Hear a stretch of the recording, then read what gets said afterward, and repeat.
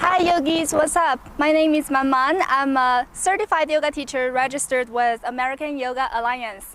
And welcome again to our beginner yoga series. Today we're introducing you to our downward facing dog, the dog pose. I think is one of the most practiced yoga poses among all the yogis. It's the most classic one.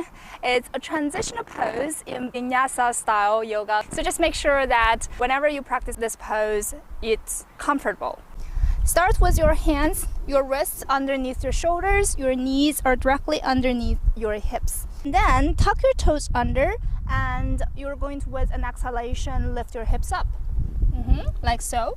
So at the very beginning, probably you're going to feel that a lot of tension in your hamstrings. It's okay, just bend one knee at a time, and then slowly you're going to stretch out your hamstrings, which are the backs of your legs. And then slowly settle your heels down towards the floor and relax your head towards the floor as well. Now separate your fingers wide. Your hands are still as wide as your shoulders. Now take your belly in and look towards your navel, and if that's too much, that's okay, just relax your head. And just feel the nice extension in your spine as you inhale and ground your hands and feet as you exhale. Now inhale, look forward, set your knees down towards the floor, come back to hands and knees position. So that is the traditional way of practicing downward facing dog. But sometimes we have our own bodily issues, and that's when we need some modifications with some props. So the number one problem in downward facing dog is that people cannot get their heels to the floor. We can use two blocks, set them on their lowest height at the back of the yoga mat, and come into the traditional downward facing dog pose. And then from here, land your heels onto the yoga block so that you can get a very nice release along the hamstrings, which are the backs of your legs. For people whose leg muscles are a little bit weaker, they can use the block in between their thighs to activate the inner thighs.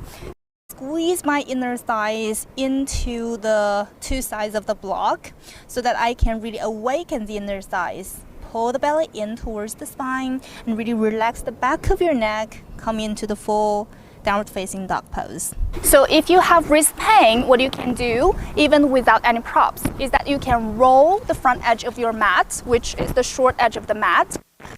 Make sure it's a very thick and supportive roll, and place the heels of your hands on top of the roll so that your fingers are on the floor or on the surface beneath, so that there is a wedge or an angle between your hand and the floor. And from here, tuck your toes under and come into the classic downward facing dog pose. So sometimes you find it really difficult to get into the correct alignment with your hands. What you can do is you use two blocks and set it together like so. So these two blocks are on the lowest setting, but one is on the wide surface, one is on the long side. What you can do is that you place two hands and make sure that you make an L shape and take it around the edge of the block, like so. And then you take your hips up and come into downward facing dog pose.